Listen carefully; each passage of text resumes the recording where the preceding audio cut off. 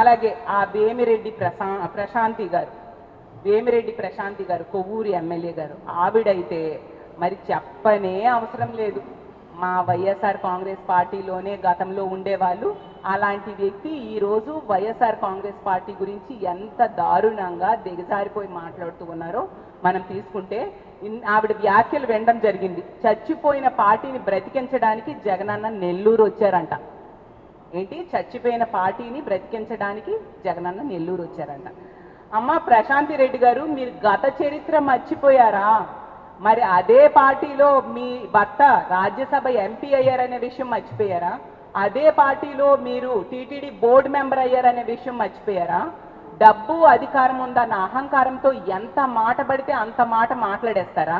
మరి అదే చచ్చిపోయిన పార్టీ కోసం వచ్చే జనాన్ని ఆపడం కోసం మీరు ఈరోజు 3000 మంది పోలీసులు పెట్టారే, అంటే మీరు ఎందుకు అంతగా వణికిపోతూ ఉన్నారు ఆ పార్టీని చూసి? అలాగే తీసుకుంటే అదే పార్టీ, మీరన్న చచ్చిపోయిన పార్టీ 13 నెలలకే మీ కూటమి ప్రభుత్వానికి చావు భయం చూపిస్తున్న పార్టీ అనే విషయం మర్చిపోవద్దు వేమిరెడ్డి ప్రశాంత్ రెడ్డి గారు అని తెలియజేస్తూ ఉన్నాను.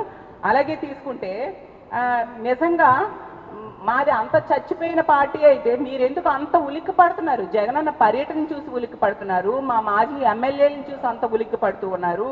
3000 మందిని తీసుకొచ్చి ఆపడానికి ప్రయత్నిస్తూ ఉండే పరిస్థితి ఈ రాష్ట్ర ప్రజలు చూడలేదా అని నేను అడుగుతూ ఉన్నాను.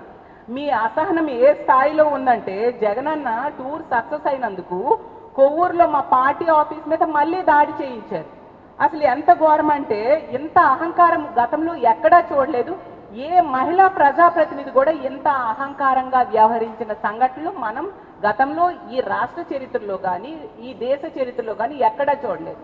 ఆవిడ ఒక గంజాయి బ్యాచ్ ని పెంచి పోషిస్తూ ఉంటారు ఇలాంటి దాడులు చేయడానికి. ఎంత దారుణం!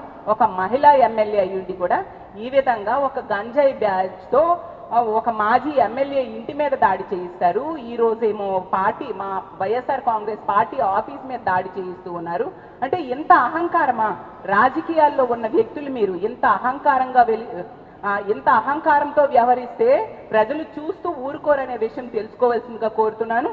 అలాగే మా పార్టీలోని మహిళల్ని దూషించడానికి కిరాకార్పి అనే వ్యక్తికి డబ్బులిచ్చి ప్రోత్సహించే మీరు మా పార్టీ గురించి మాట్లాడుతున్నారు. మీకు ఏ అర్హత ఉంది మా పార్టీ గురించి మాట్లాడడానికి అని నేను అడుగుతూ ఉన్నాను. అసలు మీరు ఈ జన్మలో కాదు, ఇంకెన్ని జన్మలెత్తినా కూడా మా జగనన్నని విమర్శించే అర్హత మీకు లేదు ప్రశాంతి గారు అని తెలియజేస్తూ ఉన్నాను. అసలు ఇంతవరకు చెప్పాను కదా, ఈ దేశ చరిత్రలో కానీ రాష్ట్ర చరిత్రలో కానీ ఎంతో మంది మహిళా నాయకులు ఉన్నారు, ప్రజాప్రతినిధులు ఉన్నారు. ఎవరు కూడా ఇంత ఘోరంగా, ఇంత అహంకారంతో, ఇంత మిడిసిపాటుతో వ్యవహరించిన పరిస్థితులు మహిళల్ని మనం చూడలేదు. అది మీలో కనిపిస్తూ ఉంది. అది మంచి పద్ధతి కాదు, తెలుసుకుంటే మంచిదని ప్రశాంతి రెడ్డి గారికి తెలియజేస్తూ ఉన్నాను. ఫైనల్ గా ఈ కూటమి ప్రభుత్వంలో పెద్దలకి, అలాగే పాయక్రావుపేట ఎమ్మెల్యే గారికి, అలాగే కొవ్వూరు ఎమ్మెల్యే గారికి తెలియజేసేది ఒకటే, మీకు చేతనైంది మీరు చేసుకోండి. జగనన్న జనంలోకి వచ్చి తీరుతారు. ఎంతమందిని పంపిస్తారో పంపించుకోండి, ఏ విధంగా ఆపడానికి ప్రయత్నించుకోండి. జగనన్నని ప్రజల్ని దూరం చేయడం ఈ జన్మలో మీకు సాధ్యం కాదు అని తెలియజేసుకుంటూ, ఎప్పటికైనా ఇలాంటి తప్పుడు ఆరోపణలు చేసి తప్పుడు మాటలు చెప్పి ప్రజల్ని మభ్య పెట్టడానికి ప్రయత్నించొద్దు పాయక్రావుపేట ఎమ్మెల్యే అయిన అనిత గారు అని తెలియజేస్తూ సెలవు తీసుకుంటారు.